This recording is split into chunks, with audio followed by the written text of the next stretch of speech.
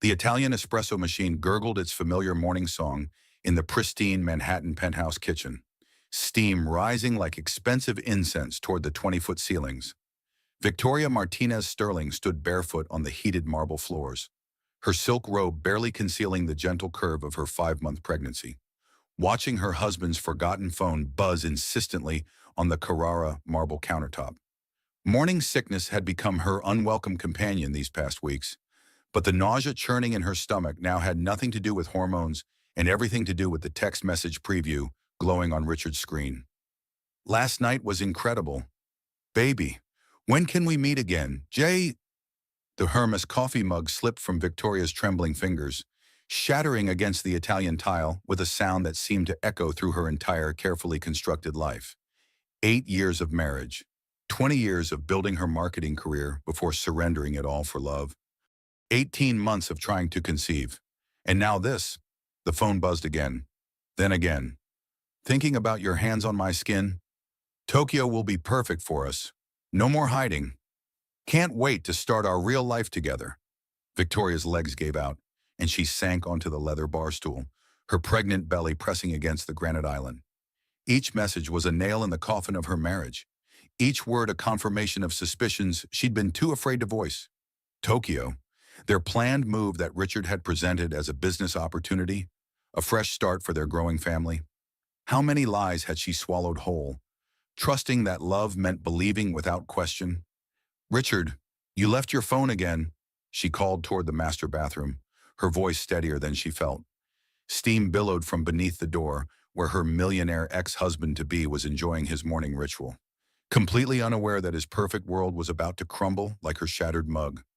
No response except the sound of running water and her own thundering heartbeat. Victoria's fingers moved with surprising steadiness as she lifted Richard's phone, screenshots capturing each message before they could disappear into digital oblivion. The phone's facial recognition software had learned her features months ago, another small surrender in a marriage full of them. Jennifer. The contact name made Victoria's stomach clench. Jennifer Mitchell, Richard's Stanford MBA classmate, the woman who'd been helping with the Tokyo expansion, the woman whose business acumen Richard praised constantly, the woman Victoria had never been allowed to meet because she was too busy with important client work. The shower stopped. Victoria quickly transferred the screenshots to her own phone, then replaced Richard's device exactly where he'd left it. Her hands shook as she swept the broken ceramic into a dustpan, each piece reflecting the morning light like fragments of her former naivety.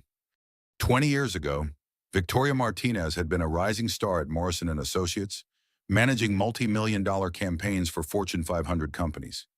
She'd had her own corner office, her own apartment on the Upper West Side, her own dreams that didn't require anyone else's approval. That woman felt like a stranger now, buried under years of careful conditioning to be the perfect billionaire's wife. "Honey, did you say something?"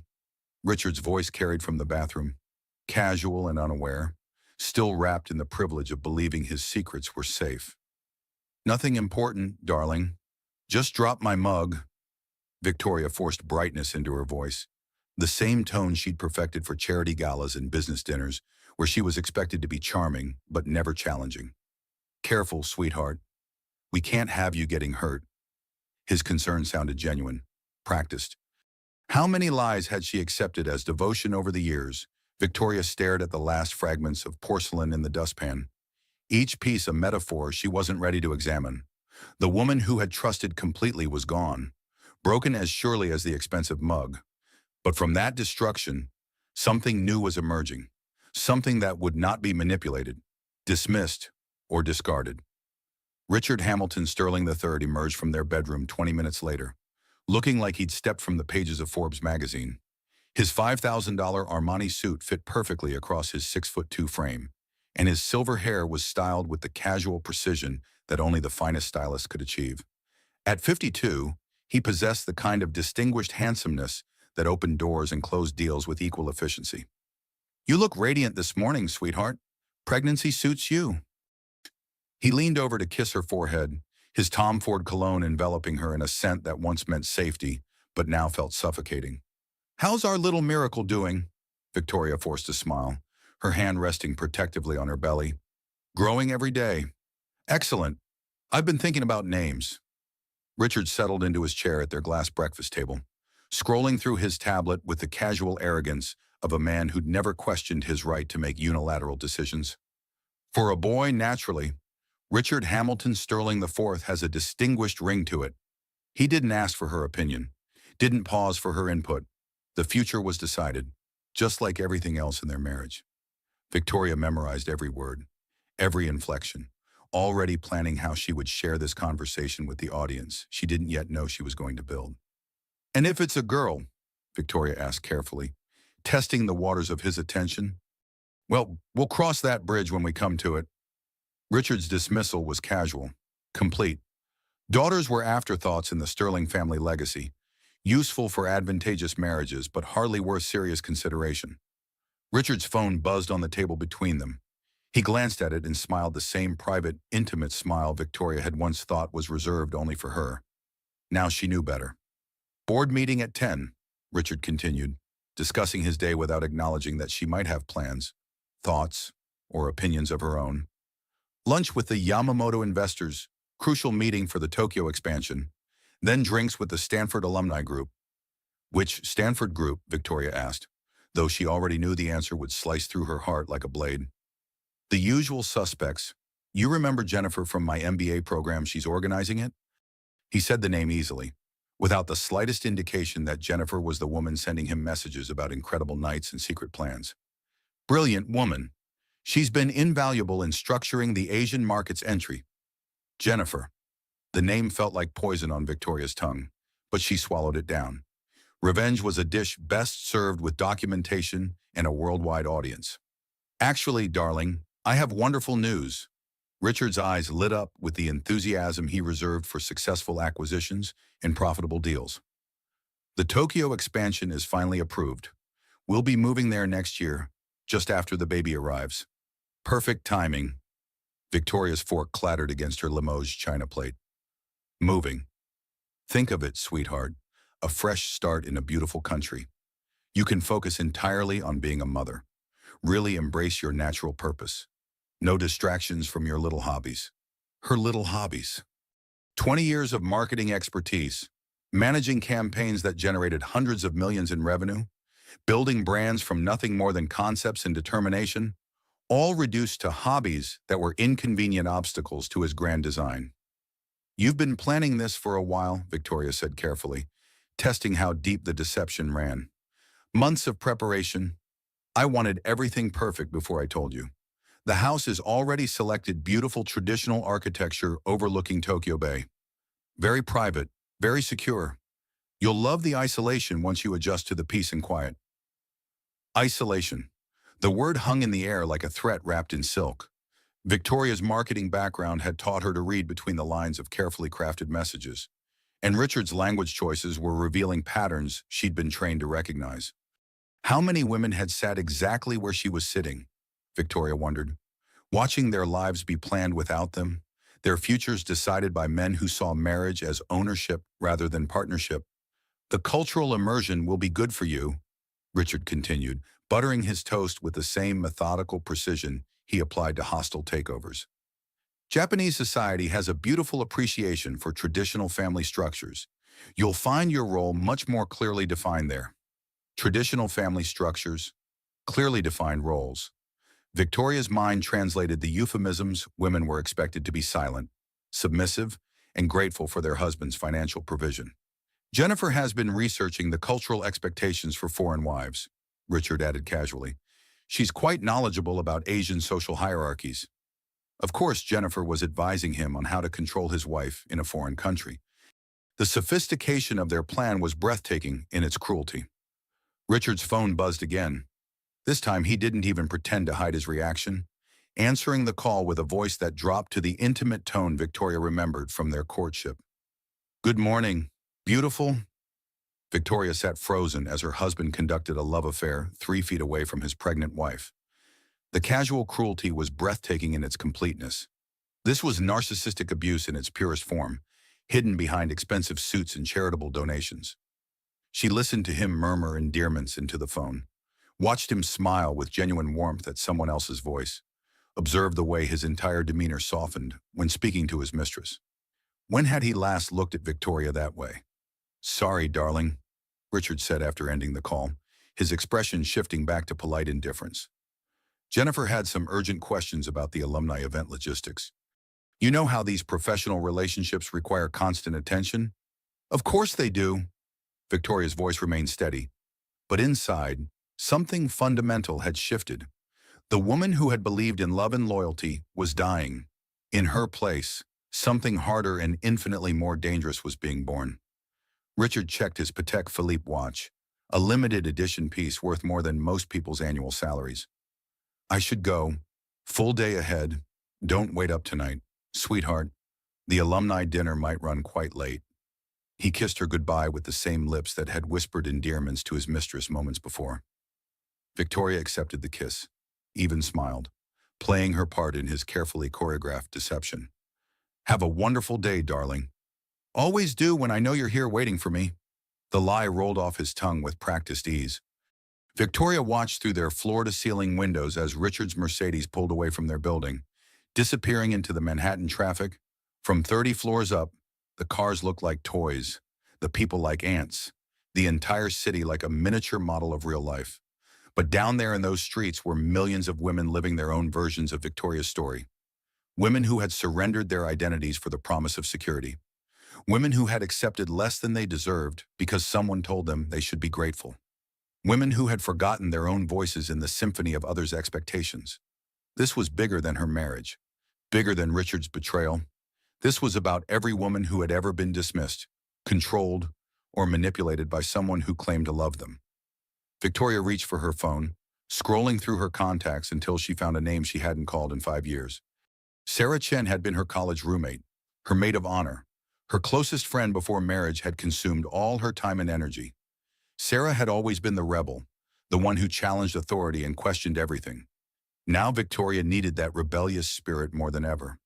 Sarah answered on the second ring, her voice carrying the same infectious energy that had gotten them through late-night study sessions and early morning adventures 2 decades ago. "Victoria Martinez, as I live and breathe. What's it been? 5 years." The sound of her maiden name was like oxygen after drowning. Sarah was the only person who still called her by the name she'd carried for 34 years before becoming Mrs. Sterling. "Sarah, I need your help with something unusual." "Shoot, girl. You know I'm always down for unusual." Sarah's laugh was warm, familiar. "Please tell me you're finally ready to leave that controlling billionaire and remember what fun feels like." Victoria's breath caught. Had her situation been that obvious to everyone except herself? "Sarah, how did you know?" Victoria's voice was barely a whisper. "Honey, I've been waiting for this call for 8 years. You disappeared so completely after the wedding that I wondered if Richard had you locked in a tower somewhere." Sarah's voice carried equal parts concern and relief. "Plus, I work in digital media now. I know how to research people, and your husband's public persona versus his private behavior patterns have some interesting discrepancies." Victoria felt tears threatening for the first time that morning. Someone had been watching, had been concerned, had been waiting for her to wake up. "Tell me what happened," Sarah continued gently. "And don't give me the polite version. Give me the truth," Victoria explained carefully, methodically. The discovered messages, the planned move to Tokyo, the casual dismissal of her career, her identity, her autonomy. With each detail, Sarah's responses grew more heated. "Wait, hold up. You're pregnant, and this man is cheating, and now he wants to isolate you in Japan." "Oh, hell no." "It gets worse." Victoria's voice cracked slightly. "He's been planning this move for months without telling me. The house is already selected. He talked about isolation like it was a selling point, and his mistress is helping him research cultural expectations for foreign wives." Sarah's silence stretched long enough that Victoria wondered if the call had dropped. Finally, her friend spoke, voice tight with controlled fury. "Victoria, honey, this isn't just infidelity. This is systematic psychological abuse. He's dismantling your support system, your financial independence, your sense of self. It's textbook narcissistic control, and the international element makes it exponentially more dangerous." The validation hit Victoria like a physical force. For months, she'd questioned her own perceptions, wondering if she was being oversensitive or demanding. Richard had a gift for making his cruelty seem reasonable, his control feel like protection. "I have an idea," Victoria said slowly, the plan crystallizing as she spoke. "You know how you always said I should start a podcast? Your voice is pure gold. Vic, you could read the phone book and make it sound like Shakespeare. But why are we talking about podcasts when we should be talking about divorce lawyers? What if I started one about marriage, about being a wife to a powerful man, about the reality behind the fairy tale?" Another silence, shorter this time, filled with the sound of Sarah's mind racing through possibilities. "You want to expose him. I want to document the truth, in real time. Let women hear what this looks like from the inside. Victoria, honey, if you're thinking what I think you're thinking, this could destroy him. Like, completely obliterate his reputation, his business relationships, everything he's built. He's already destroying me. Sarah, I'm just evening the playing field." Sarah's laugh was sharp, admiring. "Damn, girl. Marriage to a narcissistic millionaire ex-husband really did a number on you. But I like this version better than the one who used to apologize for having opinions." They spent the next 2 hours planning with the intensity of generals preparing for war. Sarah's digital media company had connections throughout the podcasting world, relationships that could provide both technical support and legal protection. "Equipment first," Sarah explained, her voice shifting into professional mode. "You'll need a setup that's completely portable and easily hidden. Nothing that looks suspicious if Richard finds it. Can I just use my phone for backup? Yes, but we're going for professional quality here. If this story is as compelling as I think it is, we want maximum impact. That means crisp audio, clear production values, and the ability to stream live when necessary." Sarah knew people who could provide secure hosting through multiple proxies, encryption software that would protect Victoria's identity until she chose to reveal it, and legal experts who specialized in high-profile domestic abuse cases. "We'll call it the wife next door," Sarah suggested. "Like you're just chatting with a friend over coffee, intimate, relatable, but with the production value to reach a massive audience." How massive are we talking? If this story is what I think it is, millions? Vic, women are hungry for truth about what marriage really looks like behind closed doors, especially when those doors belong to the wealthy and powerful. Your story could go viral in ways that change everything. As they finalized technical details, Victoria heard Richard's key in the lock 2 hours earlier than expected. Panic flashed through her system before years of training took over the automatic response of managing his moods, anticipating his needs, performing the role of perfect wife. "He's home early," she whispered into the phone. "I have to go." "Vic, be careful. Men like Richard don't lose gracefully, and they definitely don't like being exposed. Once you start this, there's no going back."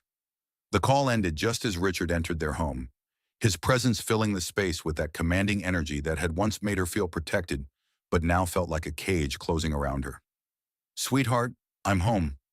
His voice carried that slight irritation that meant his day hadn't gone according to plan. Victoria recognized the warning signs after 8 years of marriage, the subtle shift in atmosphere that meant she needed to be extra accommodating, more attentive, ready to absorb his professional frustrations without adding any of her own needs to the equation. "In the kitchen, darling."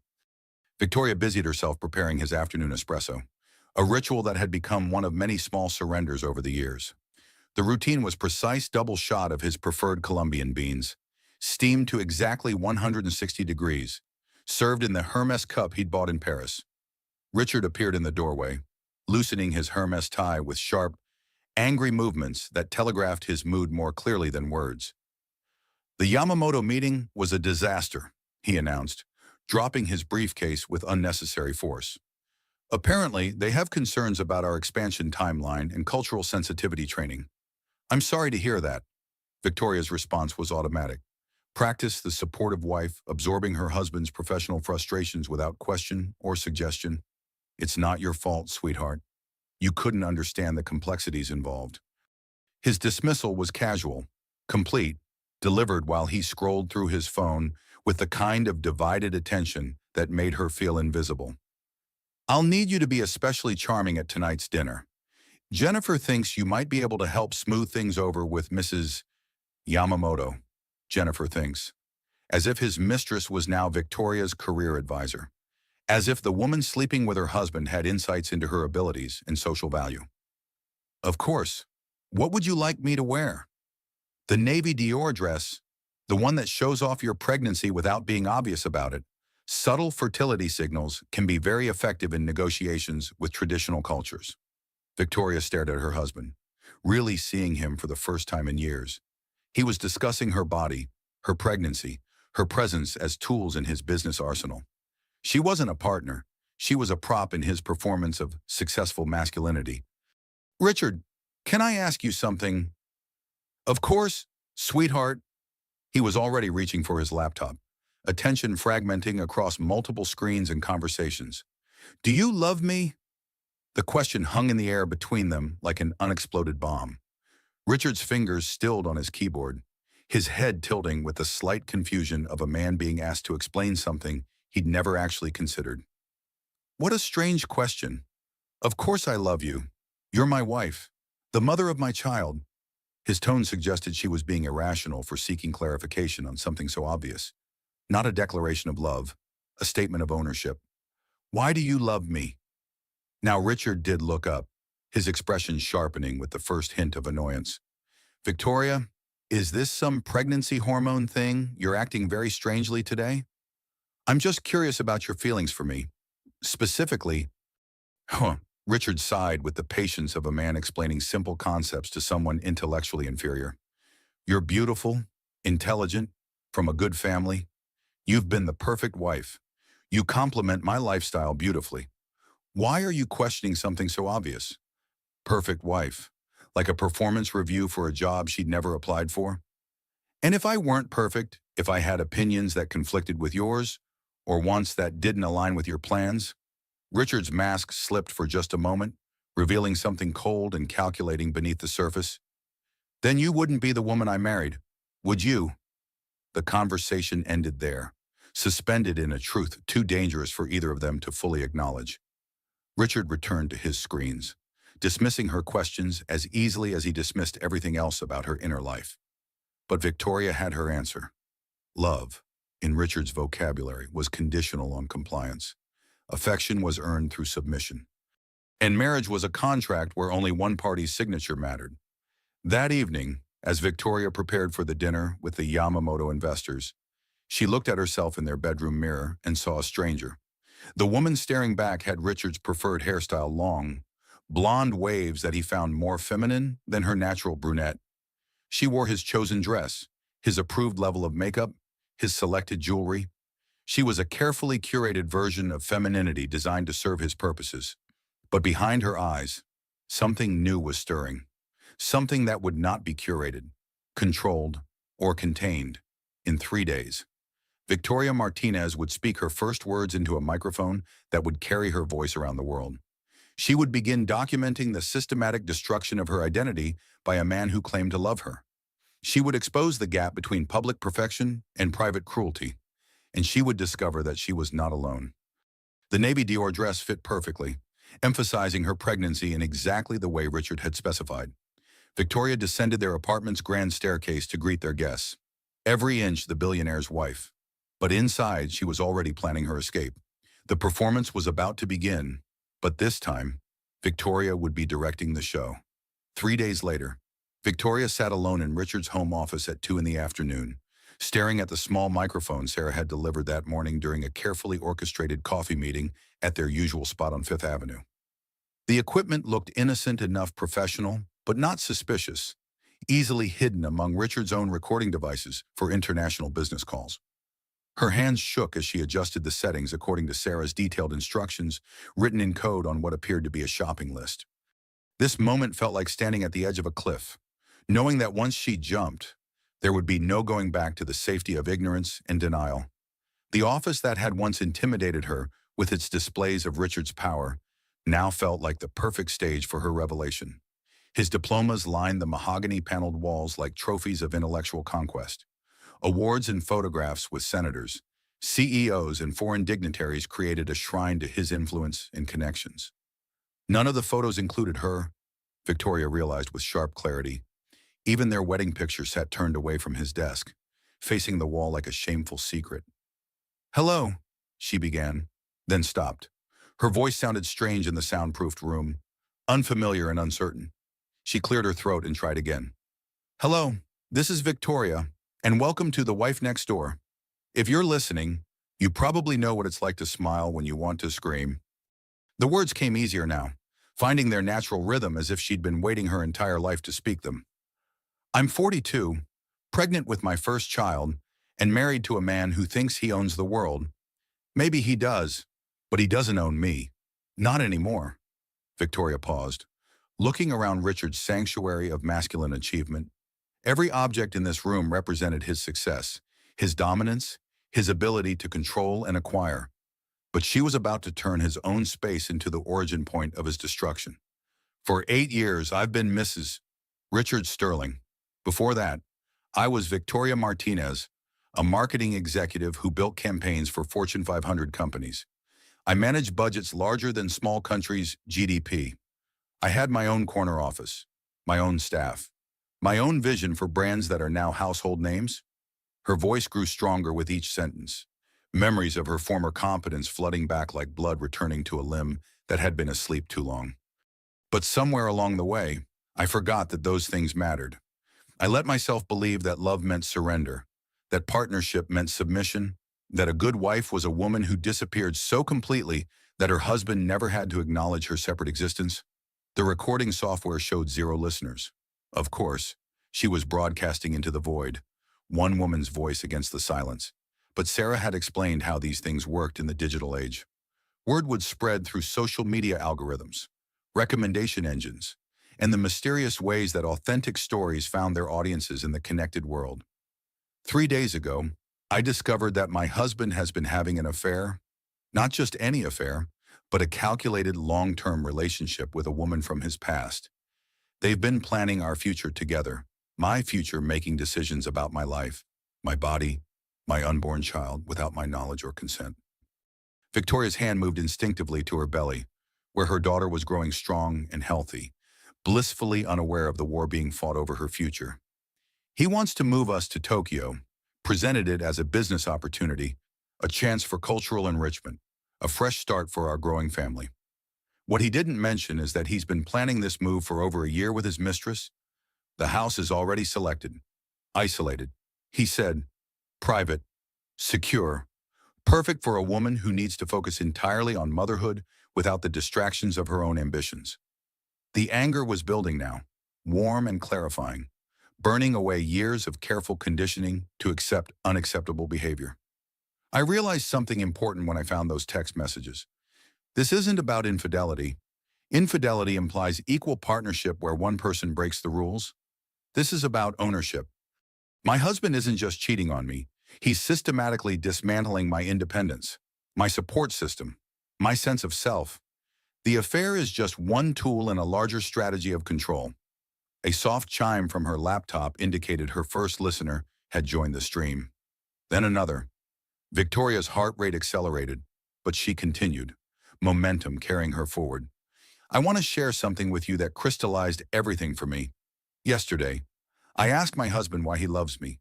Not whether he loves me, that seemed too dangerous a question, but why." His answer was illuminating. Victoria stood, pacing behind Richard's massive desk as she spoke, her voice gaining confidence with movement. "He loves me because I'm beautiful, intelligent, from a good family, and I've been the perfect wife. Notice what's missing from that list. My personality, my opinions, my dreams, my fears, my sense of humor, my individual quirks and preferences, my humanity." The listener count climbed to 10, then 20. Women were finding her across the digital landscape, drawn by keywords and curiosity. "He loves me for what I provide, not for who I am. I'm a reflection of his excellent taste, proof of his desirability, a vessel for his genetic legacy, and a hostess for his social obligations. But I am not, in his conception, a complete person with agency and autonomy." Victoria returned to her chair, leaning into the microphone with the intimacy of a confession. "I'm sharing this because I suspect there are other women like me out there. Women who've been so carefully managed that they've forgotten what their own voices sound like. Women who've been convinced that questioning their treatment makes them ungrateful, difficult, or emotionally unstable. 50 listeners now. The comments section was beginning to populate with responses that made Victoria's chest tight with recognition and solidarity. User Midlife Crisis writes, "My husband said the same thing when I got pregnant at 38. Like my PhD was just expensive time wasting until I could fulfill my biological purpose." Victoria read the comment aloud, her voice breaking slightly. Yes, exactly. Our accomplishments become hobbies. Our careers become distractions. Our identities become obstacles to their vision of what we should be. The phone rang. Victoria glanced at the caller ID, Richard's assistant. Patricia, a woman who'd been trained to manage Victoria's schedule as efficiently as she managed Richard's calendar. Victoria made a decision that would change everything. She answered the call without ending her broadcast. "Mrs. Sterling, Mr. Sterling asked me to inform you that dinner with the Yamamoto investors has been moved to your home tonight. 8 o'clock. He'll need you to play hostess and provide full Japanese cultural protocol service." "Ladies," Victoria said into her microphone, her voice steady despite the adrenaline coursing through her system, "you're about to hear what playing hostess means in my world." She put the call on speaker, ensuring her audience could hear Patricia's instructions. The menu should include traditional Japanese elements, but adapted for Western palates. "Mr. Sterling suggests the 7-course tasting menu you prepared for the Singapore delegation last month. You'll need to change into the navy Dior, Mr. Sterling specifically requested that dress. And please ensure your Japanese language skills are polished. Mrs. Yamamoto is apparently quite traditional and will be impressed by your cultural fluency." Victoria thanked Patricia professionally, maintaining her mask while documenting the casual assumption that her evening belonged to Richard's business needs. No consultation about her energy levels during pregnancy. No request for her availability. No acknowledgement that she might have her own plans or preferences. Just an expectation that she would perform as required. "Did you hear that?" Victoria asked her audience after ending the call. "I'm being given 6 hours notice to host a formal dinner for international investors. My pregnancy, my energy levels, my plans for the evening are irrelevant. I'm a resource to be deployed at my husband's convenience." The listener count was approaching 100. Comments flooded in with similar stories of women whose time was not their own, whose homes were stages for their husband's professional performances, whose needs came last in every calculation. User Corporate Wife shares, "I once hosted a dinner party for 20 people with 2 hours notice while recovering from food poisoning. When I mentioned feeling unwell, my husband told the guests I was just being dramatic for attention." Victoria spent the next 4 hours preparing for the dinner while providing live commentary to her growing audience. She described the careful choreography of being a billionaire's wife, selecting the right flowers to convey respect without ostentation, choosing a wine that would complement both the food and the cultural significance of the meeting, researching each guest's background to ensure appropriate conversation topics. "I'm about to transform into the perfect hostess," Victoria told her listeners as she applied makeup with professional precision. "Watch how completely I disappear into this role." At exactly 8 o'clock, the Yamamoto delegation arrived at Victoria and Richard's penthouse. She greeted them at the door with fluid Japanese phrases and the deep bow appropriate for honored guests. Her months of intensive language study finally serving Richard's purposes. "My beautiful wife, Victoria." Richard introduced her to the group, his hand possessive on her lower back. "She's expecting our first child and has been studying Japanese culture in preparation for our move to Tokyo." No mention of her maiden name, Martinez. No reference to her own accomplishments in international marketing or her fluency in 4 languages. No acknowledgement of her individual identity. She was simply an appendage to his success, beautiful and pregnant and culturally appropriate. During the soup course, Victoria excused herself to the powder room, slipping away with her phone to provide commentary to her now 1,000-strong audience. "I just served a 7-course meal that cost more than most people's monthly rent, conducting negotiations in 3 languages while 6 months pregnant. And my husband introduced me like I'm his prize breeding mare who's learned a few tricks." The comments were pouring in now.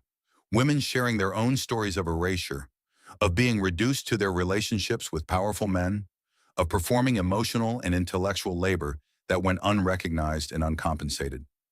User Tokyo Wife shares, I moved to Japan for my husband's career 20 years ago. I haven't spoken English for days at a time. I don't know who I am anymore. I don't even know who I was before. Victoria's voice cracked as she read the message. I see you. I hear you. And I promise you this, we are going to remember who we were before they convinced us to disappear. When she returned to the dinner, Victoria played her part flawlessly. She was charming without being attention-seeking, intelligent without being challenging, supportive of Richard's points without appearing subservient. The performance was masterful, and she hated every second of it.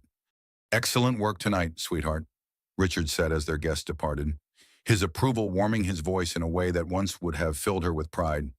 You were absolutely perfect. Mrs.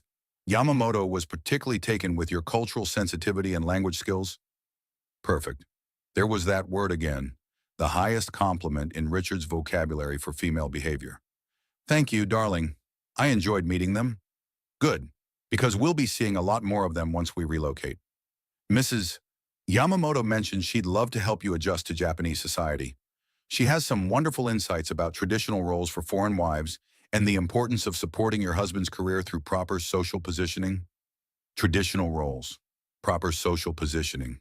Victoria nearly laughed at the transparency of it all. That night, as Richard slept beside her with the peaceful expression of a man whose day had gone exactly according to plan, Victoria returned to her microphone for a final message to her audience. Today, 2,000 women heard my story. Tomorrow, I'll tell you more. About the financial controls I'm discovering. About the systematic isolation that's been so gradual I almost didn't notice.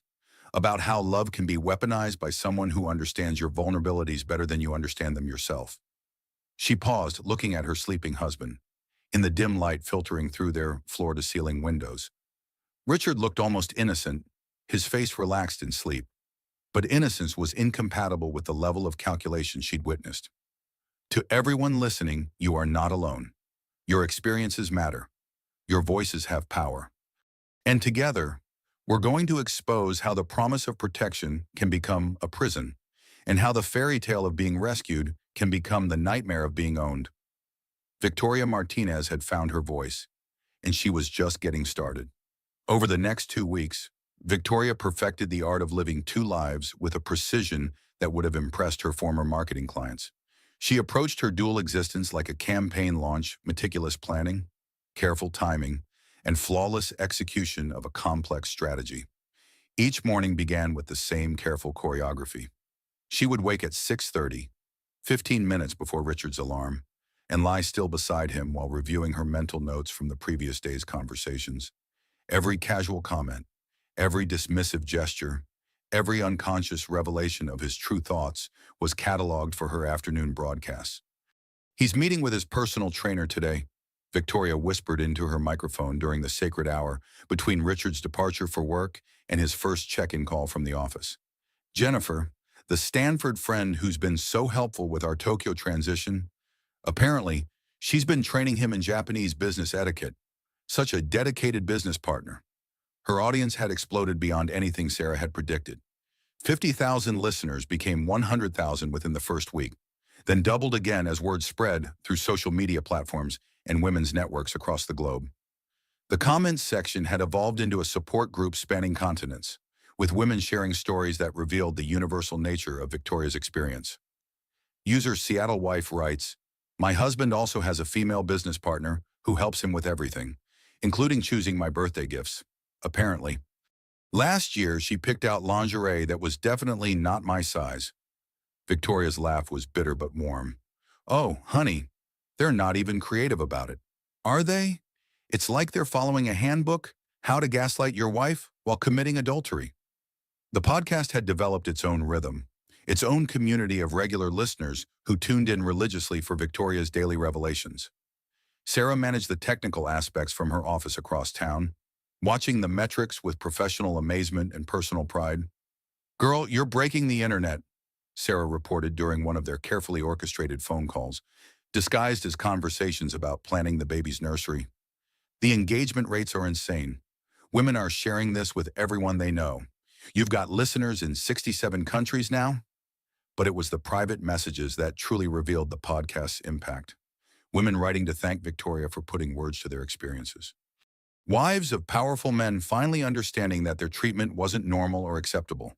Daughters recognizing their father's manipulation tactics. Mothers explaining narcissistic abuse to their children for the first time. Victoria saved every message, reading selected ones aloud when Richard was safely out of the house. Each story validated her decision while revealing the enormous scope of the problem she'd accidentally begun documenting. This message comes from a user called Wall Street Wife. I'm married to a hedge fund manager who controls every aspect of my life down to which grocery store I'm allowed to use. He tracks my location through my phone and questions every purchase. I thought this was normal until I heard your show. I'm 45 years old and just realized I'm in prison. Victoria's voice broke slightly as she read the message. This isn't just about my marriage, ladies. This is about a system that allows powerful men to treat women as accessories to their success. It's about how financial dependence becomes emotional imprisonment. It's about how love can be conditional on compliance, and how we're trained to call that romance. Meanwhile, her performance as the perfect wife continued without a crack. Victoria had always been skilled at compartmentalization, a necessity in her marketing career when managing multiple demanding clients simultaneously. Now she applied those skills to maintaining her cover while systematically documenting her husband's psychological manipulation. Richard, oblivious to his growing fame as a case study in narcissistic abuse, continued his daily routine of casual cruelty and strategic control. He monitored her schedule, managed her social interactions, and made decisions about their future without consultation or explanation. We'll need to start liquidating some of your investment portfolio, he announced over breakfast one morning, his tone suggesting he was doing her a favor by managing her financial ignorance. The Tokyo house requires a larger down payment than initially projected. My investment portfolio. Victoria had built a modest but significant portfolio during her working years, money she'd saved and invested independently through careful research and strategic planning. Now Richard was claiming ownership through marriage, as casually as he might claim ownership of a shared coffee mug. Of course, darling, whatever you think is best. Victoria's agreement was automatic, but her audience heard the real story that afternoon. He's systematically taking control of every asset I have, not asking, not discussing, not explaining his reasoning, just informing me of decisions that have already been made. This is how financial abuse works. Ladies, slowly, subtly, one reasonable request at a time, until you wake up one day with no resources of your own. Sarah had helped Victoria establish separate accounts funded through complex transfers that appeared to be routine investment rebalancing. The irony wasn't lost on her that she was secretly saving money to escape from a millionaire ex-husband. But wealth without agency was just a gilded cage, and the bars were getting tighter every day. The breakthrough came during week 3 of her broadcasts, when Victoria overheard a conversation that revealed the true scope of Richard's planning. She had returned early from a prenatal appointment. The doctor's visit had been shorter than expected and was hanging her coat in the foyer when voices carried from Richard's office down the hall. The door was slightly ajar, and Richard was speaking in the low, strategic tone he used for his most sensitive business deals. The pregnancy complicates the timeline, but it's actually perfect for our long-term strategy. Richard's voice was clear and calculating. Once we're established in Tokyo, she'll be completely dependent. No support system, no career to return to, no familiarity with the language or legal system. Victoria froze, her hand still on her coat. Another voice responded through the speakerphone, feminine, familiar, and coldly amused.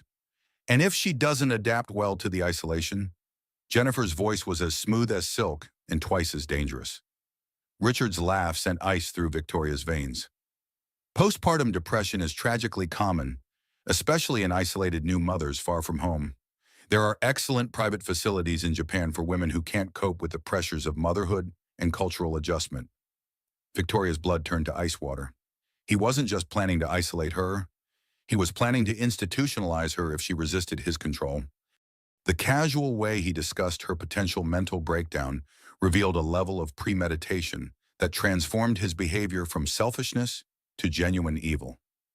You're thinking ahead to potential resistance, Jennifer observed approvingly. That's why you're so successful in business. Always 3 moves ahead. Victoria doesn't have the spine for serious resistance. Richard continued with the confidence of a predator discussing prey. 8 years of marriage have trained her beautifully. She'll adapt because she won't have any other choice. Victoria stood frozen in her own hallway, hand pressed to her pregnant belly, as her husband and his mistress planned her psychological destruction like a corporate merger. Every woman listening would understand this fear the moment you realize the person who should protect you is actively planning your downfall. Ladies, Victoria whispered into her phone as she streamed the conversation live, her voice steady despite the magnitude of the betrayal. You're hearing this with me. This is what gaslighting sounds like when they think you can't hear it. This is how calculated cruelty really operates behind closed doors.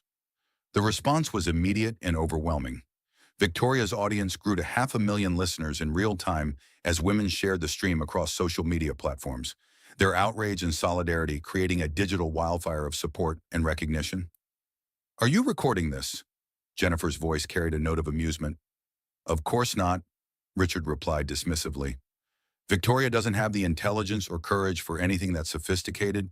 She'll adjust to whatever situation I create because that's what she's been trained to do. They always do. Eventually. They always do. The casual reference to other women, other wives, other victims of his systematic destruction revealed that Victoria wasn't his first target, just his most recent one. That night, while Richard showered before bed, Victoria accessed his laptop using passwords she'd memorized from months of playing the attentive wife who occasionally needed to check his calendar for social planning purposes. What she found was staggering in its scope and calculation. Architectural plans for a house in Tokyo with no office space for Victoria, no guest rooms for visitors, no escape routes for a woman who might want to leave. Financial documents showing the systematic transfer of their joint assets to offshore accounts accessible only by him. Email chains discussing her adjustment period and contingency plans for her resistance to the new lifestyle. Most damning were the research files. Richard had consulted with psychiatric specialists about managing difficult transitions for dependent spouses. He'd researched postpartum depression treatments, cultural isolation therapy, and legal procedures for involuntary psychiatric holds in Japan. He's been planning this for 18 months, Victoria told her audience the next day, her voice steady despite the magnitude of the betrayal. Since before I got pregnant, the baby wasn't an accident or a blessing. It was a tool to ensure my compliance and provide justification for my eventual breakdown. The listener count had reached 800,000. Victoria's story was being featured on news websites, shared in private Facebook groups, discussed in therapy sessions worldwide. She had accidentally become the voice of a movement she hadn't known existed. But with visibility came danger. Richard was many things, but he wasn't stupid, and he definitely wasn't someone who would accept public humiliation quietly. The war was about to escalate, and Victoria was no longer fighting alone. Victoria's audience had evolved beyond passive listening into active warfare. The comments section resembled a military command center, with women from around the world offering expertise, resources, and battle-tested strategies for escaping financial and emotional abuse.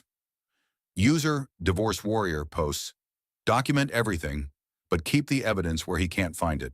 Cloud storage under a different name, separate email accounts, physical copies with trusted friends. New York is a no-fault divorce state, but financial fraud and emotional abuse changed the game entirely. Victoria followed every suggestion with military precision. Sarah had connected her with a shadow network of professionals who specialized in high-net-worth divorces involving narcissistic abuse lawyers who understood that leaving a powerful man required more than legal paperwork. Accountants who could trace hidden assets across international borders. Private investigators who documented patterns of control and manipulation. And security experts who knew how dangerous cornered predators could become. User Tech Goddess shares install keystroke loggers on his devices when he's not looking. Hidden cameras in common areas. GPS tracking on his vehicles. If he's planning psychological warfare, you need evidence of premeditation. Make sure everything uploads to secure servers he doesn't know about. The sophistication of the advice revealed a disturbing truth. Victoria's situation was common enough that an entire support infrastructure had developed around it. Women helping women escape from marriages that had become prisons, sharing knowledge acquired through their own survival, creating networks that transcended geography and class boundaries. User Legal Eagle explains, Reproductive coercion is a crime in New York. His unauthorized consultations with your doctors about your mental health could constitute medical harassment. Document every instance where he's made decisions about your body or medical care without your consent. But Richard's suspicion was growing like a tumor, fed by Victoria's newfound confidence and subtle changes in her behavior that he couldn't quite identify but sensed as threats to his control. "You seem different lately, sweetheart," he observed over dinner at Le Bernardin, their monthly ritual at one of Manhattan's most exclusive restaurants. His eyes studied her with the intensity of a predator sensing danger. "More assertive. It's attractive, but unexpected." Victoria had prepared for this conversation with the same strategic planning she'd once applied to product launches. "Pregnancy hormones, I suppose. Plus, I've been thinking about your Tokyo suggestion. Maybe you're right. Maybe it is time for a fresh start." Richard's relief was palpable, his shoulders relaxing as he interpreted her words as capitulation. The waiter refilled his wineglass while Victoria sipped sparkling water, maintaining the image of the responsible, expectant mother. "I knew you'd see reason eventually," Richard said, cutting into his Wagyu beef with the precision of a surgeon. "You've always been intelligent, just sometimes too emotional to think clearly about long-term strategy." The casual insult was delivered with such smoothness that Victoria almost missed it. He'd called her emotional and irrational while complimenting her intelligence, a manipulation tactic designed to make her grateful for his backhanded approval. "I've been researching Tokyo," Victoria continued, playing her part perfectly while her audience listened through the hidden microphone in her purse. "The culture seems fascinating, very traditional, very hierarchical." "Exactly right. You'll thrive once you understand the proper way of doing things. Jennifer has been incredibly helpful in explaining the cultural expectations for foreign wives. She's quite knowledgeable about Asian social structures and how Western women can integrate successfully." Of course, Jennifer was advising him on how to control his wife in a foreign country. Victoria made mental notes for her evening broadcast while maintaining her mask of enthusiastic compliance. "I'd love to meet her properly," Victoria said carefully, testing the boundaries of his comfort. "To thank her for all her help with our transition planning." Richard's eyes sharpened slightly, his fork pausing halfway to his mouth. "That's not necessary, sweetheart. You'll have plenty of time to make new friends in Tokyo. Jennifer's quite busy with her consulting work." The deflection was smooth but telling. Jennifer remained off limits, a separation that confirmed her central importance in Richard's future plans. "Of course, I just thought it would be nice to express our gratitude personally." "Your gratitude is better expressed through your successful adaptation to our new life," Richard replied, his voice carrying the subtle edge that meant the topic was closed. "Jennifer will be pleased to know that her cultural guidance has been so well received."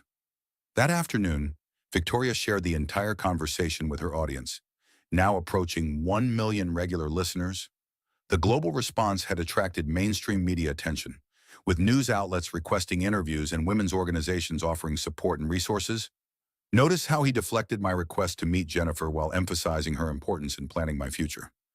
If she's just a business associate helping with cultural adaptation, why can't I thank her? Because she's not helping our move, she's planning her own future with my husband in a country where I'll have no legal protections or support systems." Victoria's analysis had become increasingly sophisticated as she documented patterns of manipulation and control. Her audience provided feedback, shared similar experiences, and offered validation that transformed her individual nightmare into a masterclass in recognizing narcissistic abuse. User psychology prof explains, "This is called triangulation. He's using Jennifer to make decisions about your life while keeping you isolated from any real information about your own future. It's a classic destabilization technique designed to make you question your own perceptions and accept his version of reality." The educational component had become as important as the emotional support. Women were learning to identify manipulation tactics, financial abuse, and psychological warfare in their own relationships. Victoria's personal trauma had become a public service announcement that was saving lives around the world. But the most significant development was the prenatal appointment revelation that changed everything and exposed the true scope of Richard's planning. Victoria arrived at Dr. Sarah Hoffman's office for her routine 24-week ultrasound, expecting the usual mix of excitement and anxiety that accompanied these pregnancy milestones. Instead, she discovered that her husband had been conducting his own unauthorized medical consultations. "Your husband seems very engaged with this pregnancy," the ultrasound technician commented while spreading warm gel across Victoria's growing belly. "He was asking so many detailed questions about timing and potential complications during his visit." Victoria's blood chilled, but she kept her voice casual. "When was my husband here?" "Yesterday morning. I think tall gentleman, expensive suit, very concerned about high-risk pregnancy factors and postpartum complications. He had a whole list of questions about early delivery risks and maternal mental health screening." Yesterday morning, Richard had claimed to be in Philadelphia for crucial business meetings with potential investors. Victoria forced herself to remain calm while gathering more information.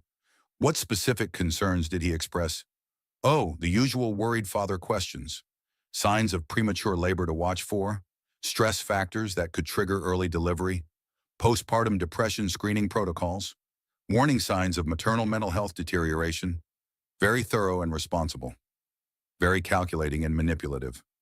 Richard wasn't researching their baby's health, he was gathering ammunition for psychological warfare. The consultation wasn't about medical care. It was about building a case for Victoria's future incompetence. "Did he mention any specific concerns about my mental state?" The technician looked uncomfortable. "He asked about pregnancy-related mood disorders and how they might affect maternal bonding. Also questions about when postpartum depression typically manifests and how severe it can become." Victoria's heart pounded as the full scope of Richard's strategy became clear. He was establishing a medical paper trail that would support claims of her mental instability, creating documentation that could be used to justify involuntary treatment or custody restrictions. That evening, Victoria confronted him with surgical precision, her audience listening to every word through her hidden recording device. "How was Philadelphia?" "Darling, productive meetings, boring financial details, but necessary for the expansion timeline." Richard's lie was delivered without hesitation, his expression showing none of the micro-expressions that might betray deception to an untrained observer. Victoria smiled warmly, the picture of supportive wifehood. "I had my appointment with Dr. Hoffman today. She mentioned you'd stop by with questions about the pregnancy." For the first time in weeks, Richard's mask slipped completely. His face cycled through surprise, calculation, and finally, cold fury as he realized his secret consultation had been exposed. "I was being thorough," he said carefully, each word chosen with deliberate precision. "A responsible husband anticipates potential problems and prepares accordingly." "Of course. What specific problems were you anticipating?" "The usual risks associated with first pregnancies at your age, particularly given your tendency toward emotional volatility." The insult was wrapped in medical-sounding language, designed to seem reasonable while being completely devastating. Victoria nodded understandingly, while her global audience heard every word. "Such as postpartum depression?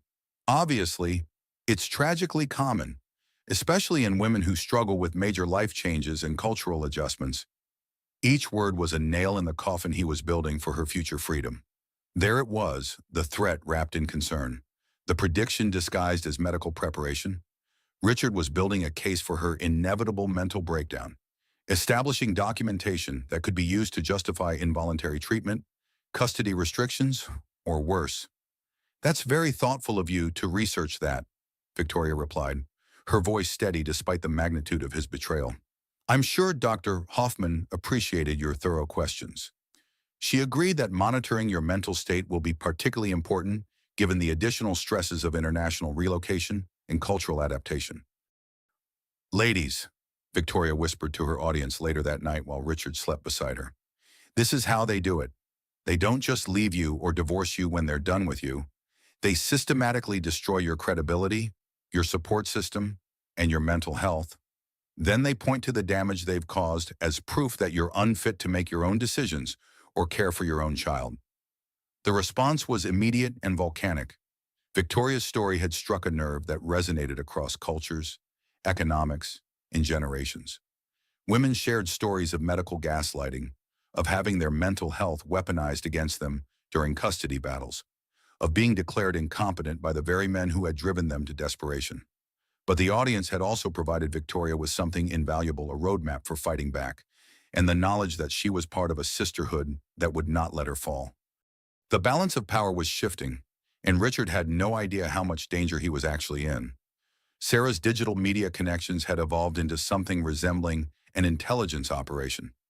Within Victoria's growing network of supporters were forensic accountants, cybersecurity experts, private investigators, and legal specialists who understood that taking down a man like Richard Sterling required more than courage.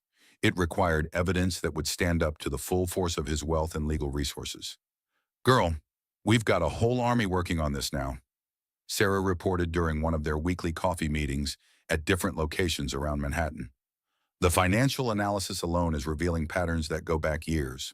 Your husband isn't just a cheater and an abuser, he's a straight-up criminal." Victoria listened while pretending to discuss nursery decorating plans, her hand resting on her growing belly as Sarah outlined discoveries that would have seemed impossible just weeks earlier. "The offshore accounts weren't just for hiding marital assets," Sarah continued quietly. "He's been running a sophisticated tax evasion scheme through shell companies in 12 different countries. The Tokyo move isn't about business expansion, it's about relocating to a country with limited extradition agreements before the IRS catches up with him." Victoria's coffee grew cold as the implications sank in. Richard hadn't just been planning to isolate and control her, he'd been planning to flee the country as a fugitive from federal prosecutors. "There's more," Sarah added, her voice dropping even lower. "Jennifer isn't just his mistress, she's his business partner in the money laundering operation. And apparently, you're not the first wife he's pulled this disappearing act with." Victoria's blood turned to ice. "What do you mean? His first wife? Rebecca, remember her, the one who supposedly died in a skiing accident in Switzerland 20 years ago?" Victoria remembered the tragic story Richard had shared during their courtship. His young bride's death had been the reason for his long bachelorhood. The great loss that explained his emotional unavailability and need for control. "She didn't die in an accident," Sarah continued. "She was found 3 days after Richard left the country following a suspicious avalanche. Swiss authorities investigated him for months but couldn't prove anything. He inherited everything and used the life insurance money to build his initial investment portfolio." The revelation hit Victoria like a physical blow. She was married to a man who might have murdered his first wife, who was definitely planning to destroy her, and who saw human beings as disposable obstacles to his ambitions. "We have to be careful," Victoria whispered, her voice barely audible. "If he's that dangerous." "That's why we're building an airtight case before we move," Sarah assured her. "Federal prosecutors are already interested based on the financial evidence. We just need enough documentation to ensure he can't slip away again." Victoria's podcast audience had become unwitting participants in a federal investigation. Every conversation she recorded, every pattern of abuse she documented, every financial manipulation she exposed was building a case that would ensure Richard Sterling never hurt another woman. But Richard's paranoia was escalating into dangerous territory as he sensed threats he couldn't identify or control. Victoria returned home from her coffee meeting to find that her car keys were missing. Her credit cards had been canceled without explanation. The household staff avoided eye contact and gave monosyllabic responses to her questions. "He's trying to isolate me completely now," Victoria explained to her audience during her afternoon broadcast. "Classic abuser escalation. When psychological manipulation isn't working fast enough, they move to practical control, cut off transportation, limit financial access, create dependency through manufactured helplessness." But Victoria had prepared for this escalation with the thoroughness of a general planning for siege warfare. Sarah had helped her establish multiple backup systems, cars registered under different names, credit cards linked to accounts Richard couldn't access, cash reserves hidden in security deposit boxes across the city. "The beautiful irony," Victoria told her listeners, "is that he's using tactics designed for women who are financially dependent, but I spent 20 years building wealth before I met him. I just forgot I had options until all of you reminded me that I'm not helpless." Richard's next move was more sophisticated and infinitely more dangerous legal warfare designed to destroy her credibility before she could expose his crimes. Victoria arrived home from a routine doctor's appointment to find a team of lawyers waiting in their living room. 3 men in expensive suits representing the full legal resources of Sterling Industries. Their briefcases and documents spread across the coffee table like weapons of war. "Mrs. Sterling," the lead attorney began without preamble, his voice carrying the cold authority of someone accustomed to winning through intimidation. "We need to discuss your recent activities and their potential impact on your husband's business reputation." Victoria activated her phone's recording function while maintaining an expression of innocent confusion. "I'm not sure what activities you're referring to. Your online presence has come to our attention," the second lawyer continued. "Specifically, content that could be considered defamatory toward Mr. Sterling and potentially damaging to his business relationships." Victoria's heart rate accelerated, but her voice remained steady. "I'm not particularly active on social media. Perhaps there's been some misunderstanding?" The lawyers exchanged glances, clearly fishing for information about the extent of her audience and documentation. They knew about the podcast but weren't certain how much evidence she'd gathered or how many people were listening. "We're prepared to offer a very generous settlement," the lead attorney said, opening a thick folder.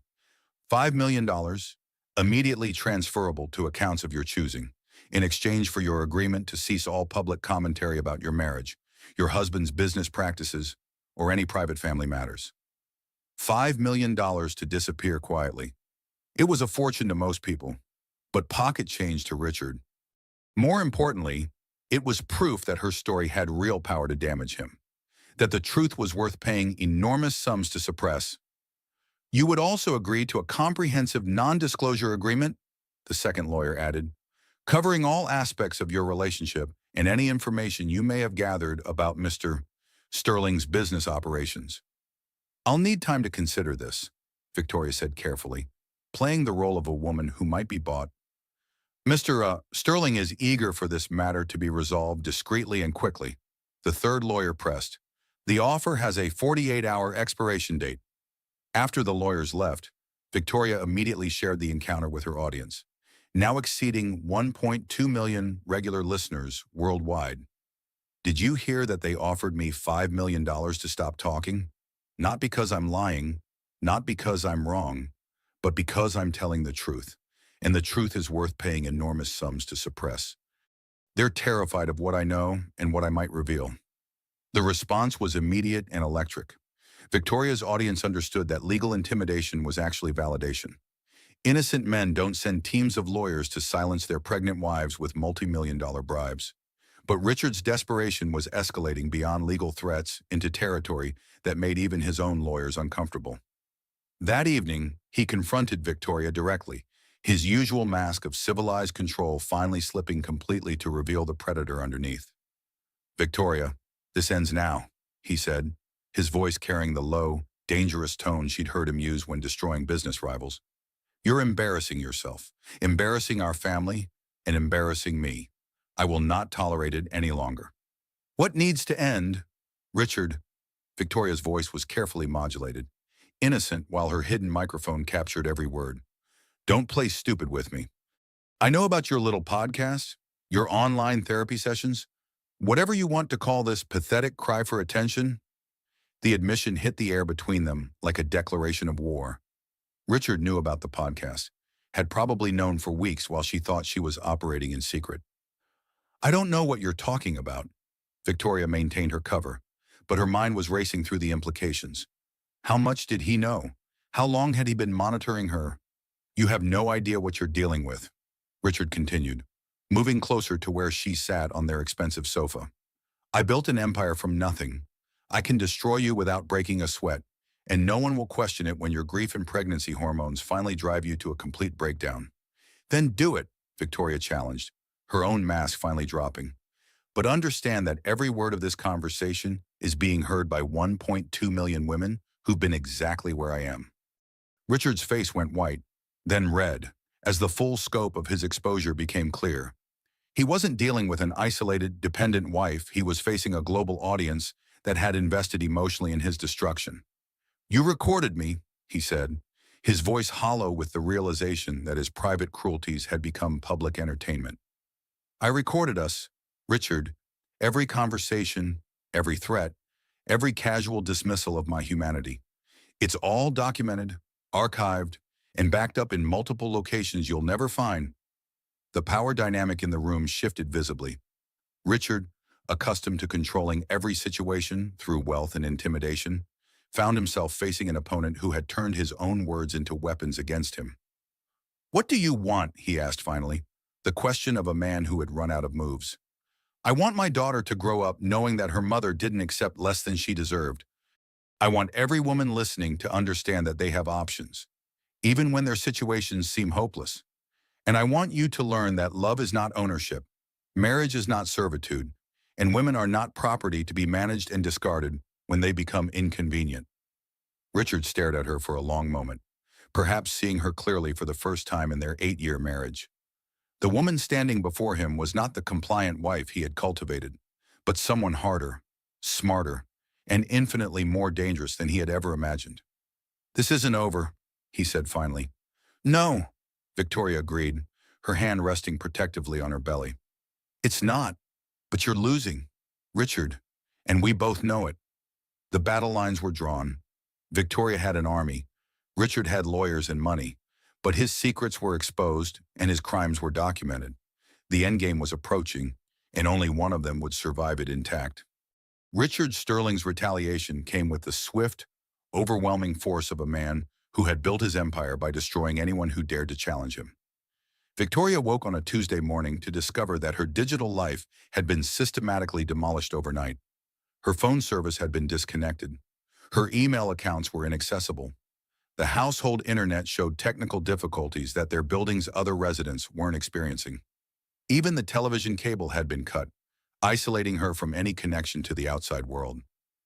"Good morning, ladies," Victoria whispered into her emergency microphone from the walk-in closet, broadcasting through her backup phone's cellular connection that Sarah had insisted she maintain.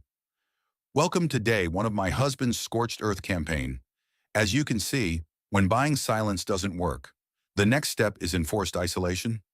But Richard had underestimated both Victoria's preparation and her audience's loyalty. Sarah had equipped her with military-grade communication backup systems, satellite internet connections, encrypted messaging apps, and broadcasting equipment that didn't rely on any services Richard could control or monitor. The response from Victoria's audience was swift and overwhelming. Within hours of her emergency broadcast, her story was trending globally on social media platforms. News organizations were demanding statements. Women's rights groups were organizing protests outside Sterling Industries headquarters. User legal update reports. The FBI Financial Crimes Division has opened a formal investigation into Sterling Industries' offshore banking practices. Your documentation provided the probable cause they needed for warrants. Victoria's meticulous record-keeping, guided by her audience's expertise, had created a legal tsunami that would soon engulf Richard's entire financial empire. Every manipulation tactic, every threat, every attempt at psychological control had been documented and preserved in ways that his money and influence couldn't suppress. But Richard was far from finished with his counterattack. Victoria returned from a prenatal appointment that afternoon to find 2 security guards stationed outside their penthouse apartment. They were professional, polite, and completely immovable when she asked about their presence. "Mrs. Sterling," the larger guard said respectfully, "we're here for your protection. Mr. Sterling was concerned about some threats that have been made against your family. Threats that Richard had undoubtedly fabricated to justify imprisoning her in her own home." Victoria smiled politely while her hidden microphone captured every word of this new escalation. "How thoughtful of him. I'll be sure to thank him when he gets home." Inside the apartment, Victoria discovered that Richard's control had extended beyond digital isolation. Her personal belongings had been searched. Her jewelry box was locked. Even her pregnancy vitamins had been replaced with different bottles, suggesting someone had been monitoring her medical compliance. "He's trying to build a case for my incompetence," Victoria explained to her audience during her afternoon broadcast. "The security guards aren't for my protection. They're witnesses to document my allegedly erratic behavior. The search belongings were probably planted with evidence of my supposed instability." But Victoria's audience had prepared her for exactly this scenario. Hidden among her supporters were forensic specialists who had guided her in creating unalterable documentation that would withstand any legal challenge Richard might mount. That evening, Richard arrived home with an additional surprise that revealed the true scope of his desperation. "Pack your thing, sweetheart," he announced without preamble. Flanked by both security guards and a woman in a medical coat, You're leaving tonight for a much-needed rest. Actually, Richard, I'm not. Victoria's voice was calm, but her heart pounded as she recognized the woman, Dr. Elena Vasquez, a psychiatrist whose practice specialized in treating wealthy clients with discretion and questionable ethics. I'm afraid you don't have a choice, Richard continued, his voice carrying the absolute certainty of a man who had never been successfully challenged. Dr. Vasquez has reviewed your recent behavior patterns and agrees that immediate intervention is necessary. The psychiatrist stepped forward with documents that looked official and terrifying. Mrs. Sterling, your husband has provided extensive documentation of concerning behaviors that suggest pregnancy-related psychological instability requiring immediate treatment.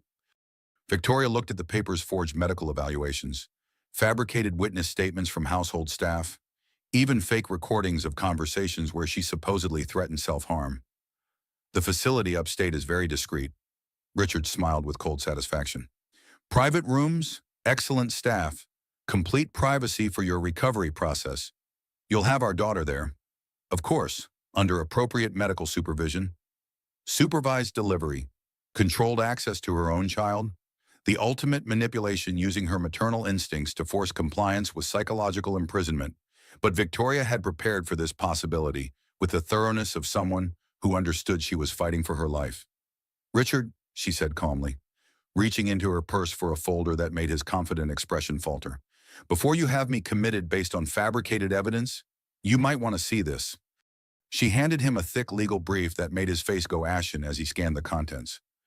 See, while you were playing psychiatrist with your paid professional here, I was playing detective with some very real federal investigators. Fraud specialists are extremely interested in your offshore banking arrangements.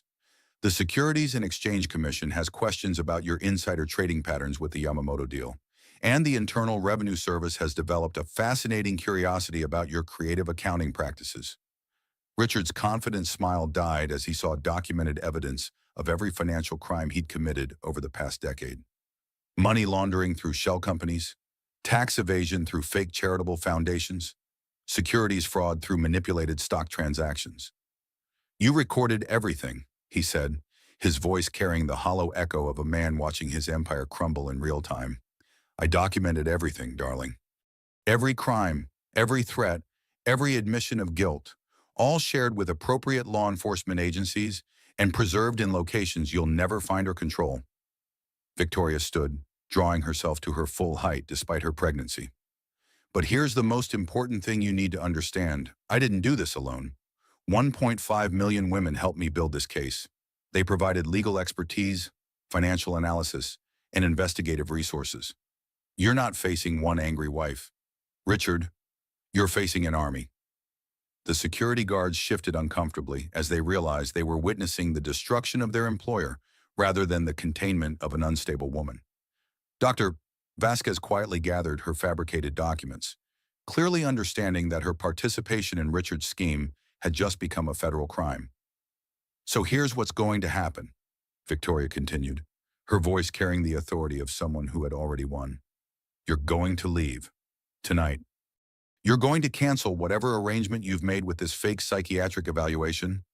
You're going to dismiss your security theater, and you're going to pray that I'm feeling generous when federal prosecutors decide whether to include attempted kidnapping and medical fraud in your indictment. Richard stared at the evidence of his own destruction, his face cycling through disbelief, rage, and finally the pale recognition of complete defeat. What do you want? I want a divorce settlement that reflects the true value of your hidden assets, not the manufactured poverty you've been claiming. I want full custody of our daughter. I want you to publicly acknowledge your financial crimes and your systematic abuse, and I want you to understand that your freedom depends entirely on my continued goodwill. You can't prove any of this will hold up in court, Richard said desperately, but his voice lacked conviction. Victoria smiled, the expression of a woman who had discovered her own power and learned to wield it with precision. Richard, I don't need court. I have something much more powerful. I have the truth, and I have an audience of millions who believe every word I say. Your reputation, your business relationships, your freedom, all of it depends on whether I decide you're worth protecting. She gestured toward her hidden recording equipment. Every word of this conversation has been broadcast live. Your threats against a pregnant woman, your forged medical documents, your attempt to have me institutionalized based on fabricated evidence. It's all been heard by witnesses across 6 continents. Richard's face went completely white as he realized the full scope of his exposure. He hadn't just lost a private battle. He had been publicly humiliated in front of millions of people who now understood exactly what kind of man he really was. The choice is yours, Victoria concluded. Leave quietly and hope I decide you're worth protecting from federal prosecution, or continue fighting and watch me destroy everything you've built one broadcast at a time. Richard looked around the room that had been his kingdom, at the security guards who no longer met his eyes, at the psychiatrist who was backing toward the door, at the wife who had transformed from property into prosecutor. Without another word, he turned and walked out of their home, taking nothing but the clothes on his back and the knowledge that his carefully constructed world had been dismantled by the woman he had most underestimated. Victoria waited until the elevator doors closed before speaking to her audience. "Ladies, he's gone. We won." 6 weeks later, Victoria Martinez Sterling sat in her completely redesigned penthouse, addressing the largest live audience in podcast history. Richard's ostentatious displays of wealth had been replaced with comfortable furnishings that reflected her own taste rather than his need to intimidate. Family photographs lined the mantelpiece, real memories instead of strategic social positioning. Good evening, everyone. This is Victoria, and welcome to what might be the most satisfying episode of The Wife Next Door I've ever recorded. The audience count had reached 2.3 million active listeners, with millions more following her story through mainstream media coverage and social media sharing. Victoria's voice had become the soundtrack to a global conversation about marriage, power, and women's autonomy that showed no signs of diminishing. First, the updates you've all been waiting for. Richard moved out voluntarily after my legal team presented our evidence to his attorneys. It turns out that ironclad prenup wasn't quite so ironclad when your billionaire husband has been committing federal crimes and hiding marital assets in offshore accounts. Victoria's transformation was complete and visible to anyone who compared recent photos to her early broadcasts. The nervous, isolated woman who had first whispered into a microphone had been replaced by someone confident, authoritative, and genuinely happy. The prenup Richard insisted I sign became completely worthless the moment financial fraud entered the picture. Hiding marital assets in shell companies isn't just grounds for divorce, it's grounds for criminal prosecution and asset forfeiture. My lawyers estimate that Richard's actual net worth is approximately 6 times what he disclosed during our marriage. The legal victory had been swift and decisive. Richard's team, faced with overwhelming evidence of financial crimes and domestic abuse, had settled rather than face public trial and certain conviction. The details were confidential, but the outcome spoke for itself. Ladies, I want to share something important about financial independence after 40 and the end of a marriage to a narcissistic millionaire ex-husband. For years, I believed that Richard's money was our security, that his wealth protected me from the uncertainties of independent life. But real security comes from having resources that can't be taken away by someone else's mood, manipulation, or criminal behavior. Victoria had discovered during the divorce proceedings that her own pre-marriage investments, carefully managed by professionals Richard had never known about, had grown substantially over 8 years. She was independently wealthy even without the divorce settlement, a revelation that reinforced her understanding of her own capabilities. The settlement details are confidential, but I can tell you that my daughter will never want for anything material. More importantly, she'll grow up knowing that her mother didn't accept less than she deserved, that love without respect is not love at all, and that women have options even in the most seemingly hopeless situations. The media frenzy surrounding Victoria's case had been unprecedented. International news outlets had covered her story as a landmark example of using technology and community support to escape abuse. Legal journals analyzed the precedents her case had established. Women's organizations worldwide had adopted her documentation methods as best practices for domestic violence cases. I've received messages from women in 89 countries now. Senators' wives discovering they're not alone. CEOs' daughters recognizing their father's manipulation tactics. Billionaires' mistresses realizing they're being used rather than loved. But also factory workers, teachers, nurses, students, women from every economic level who understand that abuse is about power, not money. The Wife Next Door Foundation had launched with unprecedented support. Within its first month, the organization had received over $100 million in donations from listeners, celebrities, and organizations inspired by Victoria's story. Tech companies had donated security software and communication tools. Law firms had volunteered thousands of hours of pro bono legal support. We're opening our first Safe House network next month. Secure facilities in 12 countries where women can stay while documenting abuse and preparing legal cases. Each location will have legal aid offices, financial planning services, technology support, and childcare facilities. Because escaping abuse shouldn't require sacrificing your children's stability. But Victoria's personal victory had extended beyond legal and financial success. The foundation of her new life was built on authentic relationships rather than strategic alliances, genuine partnership rather than calculated control. Many people ask if I've found love again, if Richard's betrayal made me bitter or closed off to the possibility of healthy partnership. The answer is wonderfully complicated. Victoria's smile was warm, unguarded, radiating the contentment of someone who had reclaimed her own life and built something better from the ashes. 6 months ago, I met Dr. James Chen, Sarah's older brother, actually who directs the pediatric oncology program at Mount Sinai. He heard my story through Sarah, reached out professionally to discuss child advocacy initiatives, and somehow we discovered that healthy love looks completely different from what I thought I knew. The audience had followed Victoria's careful steps toward new relationship with invested interest, understanding that her healing journey represented possibility for their own futures. James doesn't try to manage my schedule, control my finances, or diminish my accomplishments. He celebrates my success, supports the foundation's work, and treats my daughter like the precious gift she is. Most remarkably, he makes me laugh, something I'd forgotten was possible in romantic relationships. Victoria stood, moving to the window that overlooked Central Park.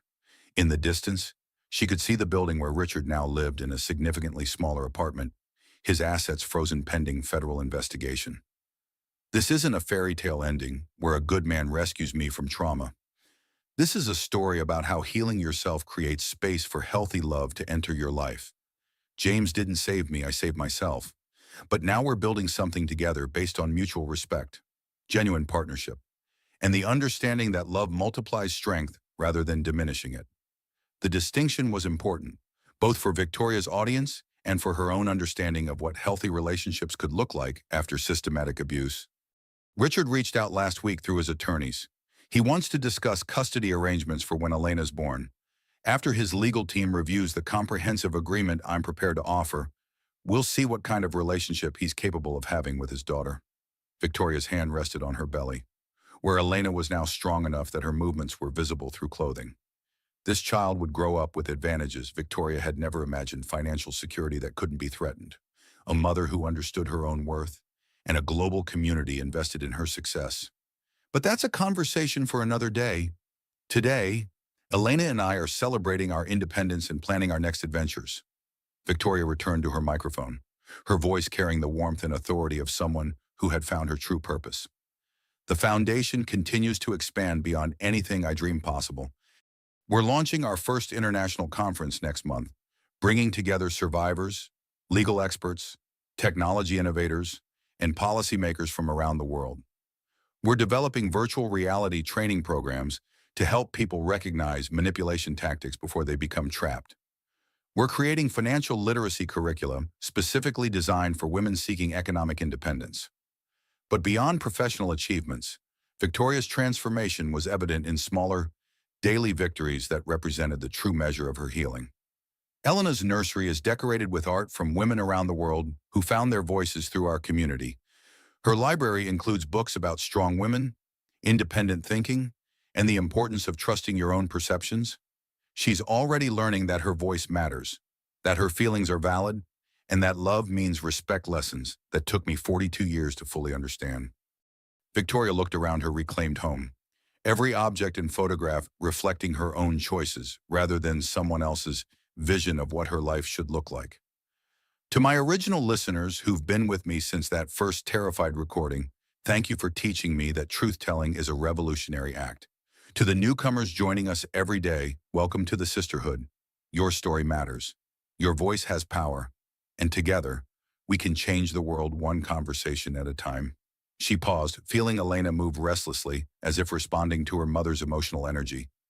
This is Victoria Martinez, speaking to you from my own home, living my own life, making my own choices. Remember, you're not next door to your own life. You're living it, and you have every right to live it beautifully, authentically, and entirely on your own terms. The response was immediate and overwhelming. Comments flooded in from around the world, women sharing their own victories, their own moments of claiming power, their own stories of transformation inspired by Victoria's courage. Victoria had done more than escape an abusive marriage. She had created a movement, a community, and a legacy that would outlast any individual relationship or personal triumph. Elena would grow up in a world where women supported women, where truth was valued over comfort, where financial independence was possible at any age, and where no woman had to face her battles alone. It was the most valuable inheritance Victoria could possibly provide, not money or property, but the knowledge that women's voices have power, that midlife transformation is possible, and that love without respect is not love at all. 3 months later, Victoria held her daughter for the first time in a private room at Mount Sinai Hospital, surrounded by a support system that spanned continents. Elena Martinez Sterling arrived at exactly 39 weeks, weighing 7 pounds and 2 ounces, with her father's dark eyes and her mother's determined chin. "She's absolutely perfect," Sarah whispered, tears streaming down her face as she captured the moment on video for Victoria's global audience. "Look at that grip. She's going to be a fighter like her mama." The birth had been covered live by news organizations worldwide, with Victoria's permission, transforming what should have been a private moment into a global celebration of new beginnings and female empowerment. Elena's first cry had been heard by mothers, daughters, and sisters across 6 continents, all of them emotionally invested in this child's future. "Hello, my beautiful girl," Victoria murmured, her voice breaking with exhaustion and overwhelming joy. "Welcome to your sisterhood." The maternity ward had been transformed into a garden by flowers sent from Victoria's audience. Arrangements from women in Tokyo, London, São Paulo, Mumbai, and dozens of other cities filled every available surface. Each bouquet carried a message of support, gratitude, and hope for Elena's future. User New Grandma writes, "Elena represents all of our daughters and granddaughters. She's growing up in a world where her mother's voice changed everything." User Tokyo Free shares, "I escaped my own marriage because of Victoria's courage. Now my daughter and Elena will grow up knowing they never have to accept less than they deserve." Victoria read the messages aloud while Elena nursed, her tiny fist gripping her mother's finger with surprising strength. This child would grow up with advantages Victoria had never imagined: financial independence that couldn't be threatened, a mother who understood her own worth, and a global community of women invested in her success and protection. "She has Richard's eyes, but my stubborn chin," Victoria laughed, exhaustion making her giddy with relief and joy. "Poor thing doesn't know what she's in for." But Elena would grow up with something infinitely more valuable than wealth or privilege.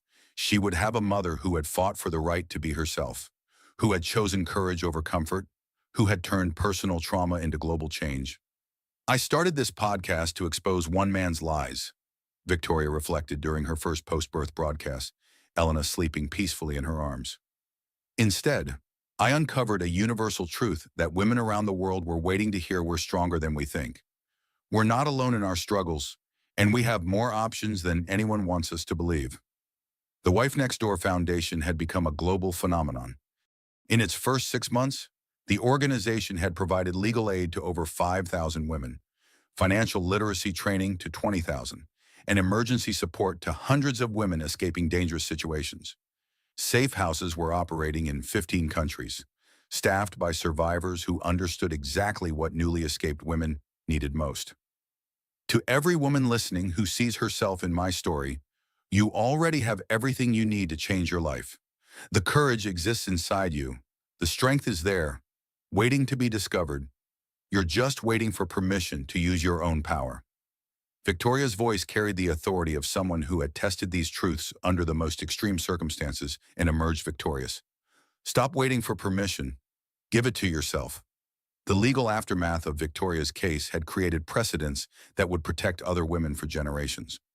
Richard's conviction on federal fraud charges had resulted in a 7-year prison sentence and the forfeiture of assets hidden through offshore shell companies. More importantly, the case had established legal frameworks for prosecuting financial abuse within marriages and holding enablers accountable for their participation in systematic control. User law student reports, the Sterling case is required reading in family law and domestic violence courses now. Victoria's documentation methods are being taught as best practices in law schools worldwide. But the personal transformation was even more significant than the legal victories. Victoria had rediscovered the woman she'd been before marriage, enhanced by wisdom earned through survival and strengthened by community support that transcended geography and demographics. I want to share something important about midlife transformation and starting over after narcissistic abuse. Society teaches us that our stories are supposed to be over by 40, that we should be grateful for whatever stability we can find, even if it costs us our identity and self-respect.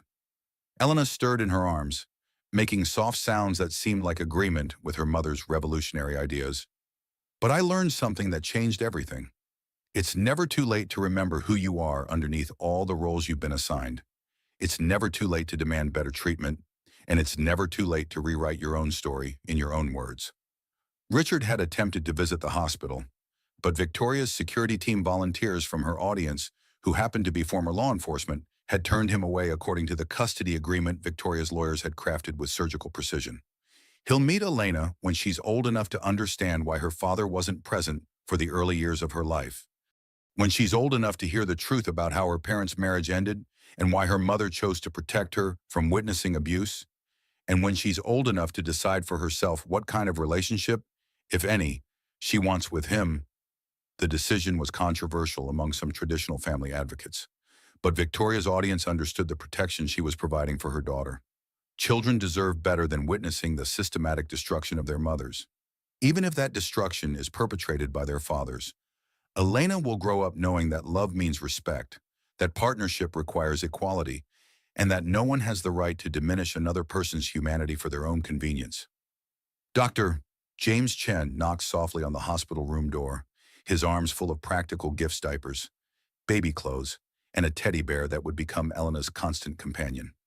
His relationship with Victoria had developed slowly, carefully, built on genuine friendship and mutual respect, rather than romantic desperation or financial dependency. "How are my girls doing?" he asked softly, kissing Victoria's forehead before examining Elena with the gentle competence of someone who spent his days caring for the most vulnerable patients. "We're perfect," Victoria replied, meaning it completely for the first time in years. Victoria's story had inspired thousands of women to leave abusive situations, seek therapy, pursue financial independence, or simply recognize their own worth before accepting less than they deserved.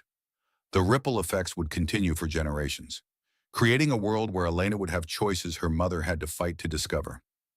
User Second Chance shares, "I left my husband after listening to your story for 3 weeks. 8 months later, I'm happier than I've been in 20 years. My teenage daughter says she's proud of me for the first time since her father started his campaign to make me feel worthless." User New Beginnings writes, "My 12-year-old daughter listens to your podcast with me. She's learning what healthy relationships look like before she needs the information. You're changing the future by teaching us to value ourselves." Elena's birth had marked not just the beginning of her life, but the completion of Victoria's transformation from victim to survivor to advocate to mother.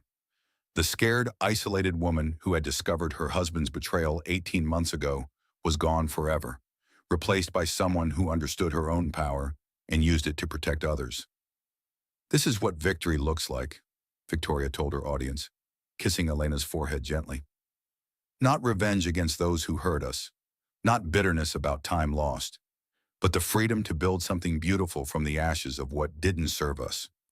James sat beside them on the hospital bed, his presence adding warmth without overwhelming the moment. This was what healthy partnership looked like: support without control, love without possession, strength that multiplied rather than divided. To my listeners who are still trapped, still scared, still questioning whether they deserve better, you do. You deserve love that doesn't require you to disappear, You deserve partnership that celebrates your individual strength. You deserve a life that belongs entirely to you. Victoria looked down at her sleeping daughter, already planning the stories she would tell her about the courage required to claim your own life, the strength needed to help others find theirs, and the revolution that begins when women stop accepting less than they deserve. Elena's first lessons will be simple. You are not negotiable. Your worth is not conditional on anyone else's approval. Your voice matters more than anyone's comfort. And you never, ever have to apologize for taking up space in your own life. The future stretched ahead, full of possibilities that Victoria hadn't imagined during the darkest days of her marriage. Elena would grow up with a mother who had chosen truth over comfort, independence over security, and courage over the easy path of continued compliance. 1 year later, Victoria Martinez stood at the podium of the United Nations headquarters in New York, addressing the Commission on the Status of Women, while Elena played quietly nearby with toys donated by children from Victoria's global audience. The 18-month transformation from isolated victim to international advocate was complete, but the work was just beginning. Honorable delegates, distinguished guests, and my sisters around the world, Victoria began, her voice carrying the authority of someone who had transformed personal trauma into global change. I stand before you not as a victim of domestic abuse, but as a survivor who discovered that individual stories, when shared with courage and community support, become collective power that can change laws, save lives, and transform how society understands the intersection of wealth, control, and systematic oppression. The audience included representatives from 193 countries, women's rights advocates, survivors of domestic abuse from every continent, and policymakers who had been following Victoria's case as a template for addressing intimate partner violence among the wealthy and powerful. 18 months ago, I was a woman who had forgotten her own name. I had spent 8 years of marriage becoming smaller, quieter, more accommodating, until I nearly disappeared entirely into someone else's vision of what I should be. Today, I speak for the millions of women worldwide who have been convinced that their value lies in their compliance with other people's expectations. Elena tottered over to her mother, reaching up with chubby arms that showed no hesitation or fear.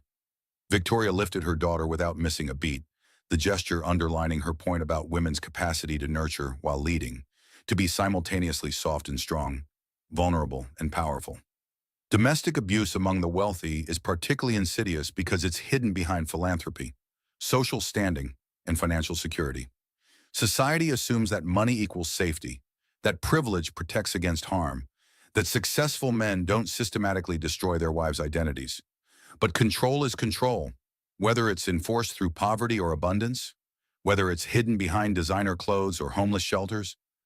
Victoria's presentation included comprehensive data collected through the Wife Next Door Foundation, now active in 47 countries with safe houses, legal aid programs, and support networks that had helped over 50,000 women escape abusive situations. The statistics we've gathered are staggering and consistent across cultures. 60% of women married to high net worth individuals report some form of financial abuse. 30% have been threatened with institutionalization, custody loss, or social destruction if they resist their husband's control. 40% have been isolated from family and friends through strategic relocations disguised as career opportunities. But Victoria's most important contribution wasn't just documentation, it was proof that escape was possible, that survival could become advocacy, that individual courage could inspire global change. The technology that enabled my escape podcasting, social media, encrypted communication, crowdsourced legal and financial advice represents a fundamental shift in how women can resist isolation and build community across geographic, cultural, and economic boundaries. The foundation's success had been unprecedented and replicable. In its first year, it had provided legal aid to over 10,000 women, established safe houses in 23 countries, created the first international database of lawyers specializing in high net worth domestic abuse cases, and developed technology tools that helped women document abuse safely and secretly. But perhaps most importantly, we've learned that women supporting women isn't just a slogan, it's a survival strategy that works across every demographic. The collective intelligence, resources, and courage of women who understand abuse from the inside is more powerful than any individual wealth, influence, or legal maneuvering. Victoria's audience for this United Nations address included several women whose stories had become part of the Foundation's expanding work. Survivors who had escaped similar situations using Victoria's documentation methods, lawyers who had developed new legal strategies based on her case, and activists who had adapted her model to address abuse patterns in their own cultures. Dr. Yuki Tanaka is here with us today. She successfully escaped an abusive marriage in Japan using financial documentation and community support methods we developed together. Her case established new legal precedents for foreign wives seeking protection under Japanese law and created the first safe house network specifically designed for international women in Asia. The applause was sustained and emotional. These weren't just statistics or case studies, they were individual women whose lives had been fundamentally changed by discovering they weren't alone, that their experiences mattered, and that survival was possible even in the most seemingly hopeless circumstances. The man who tried to destroy my identity, isolate me in a foreign country, and steal my daughter's future is now serving a federal prison sentence for financial crimes that stretch back over 2 decades. But this story isn't about his punishment, it's about our power. It's about what becomes possible when women refuse to accept less than they deserve and commit to helping other women do the same. Elena clapped along with the audience, her enthusiasm bringing laughter that lightened the emotional weight of Victoria's message while reinforcing its fundamental optimism. My daughter will grow up in a world where women's voices are amplified rather than silenced, where independence is celebrated rather than punished, where love is defined by respect and equality rather than control and possession. Victoria's influence had extended far beyond individual cases of abuse. Her story had inspired legislative changes in multiple countries, corporate policies addressing domestic violence among executives, academic research into the intersection of wealth and intimate partner abuse, and cultural conversations about the true meaning of successful relationships. The Wife Next Door Foundation has partnered with technology companies to develop apps that help women document abuse safely, with financial institutions to create secure account systems that abusers cannot access or monitor, and with legal organizations to train attorneys in recognizing and prosecuting sophisticated forms of psychological manipulation and financial control. But the most meaningful impact remained intensely personal. Victoria's inbox was filled daily with messages from women who had found their voices, left dangerous situations, or simply learned to value themselves differently because of her courage to tell the truth about her own experience. User Second Life writes, "I'm 58 and started completely over after hearing your story. I thought it was too late for me to change anything. But I was wrong. It's never too late to reclaim your own life and build something better." Victoria's own second life had exceeded every dream she'd harbored during the darkest days of her marriage.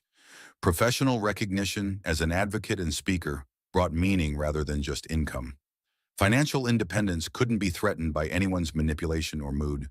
Elena would never doubt her own worth or accept treatment that diminished her humanity. I want to address something important about life after narcissistic abuse and the possibility of finding healthy love again.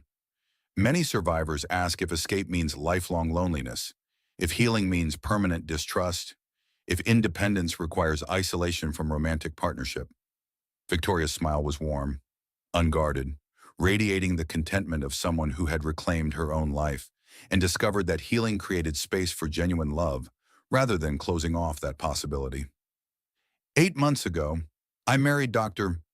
James Chen in a ceremony that included Elena as our flower girl and Sarah as my maid of honor.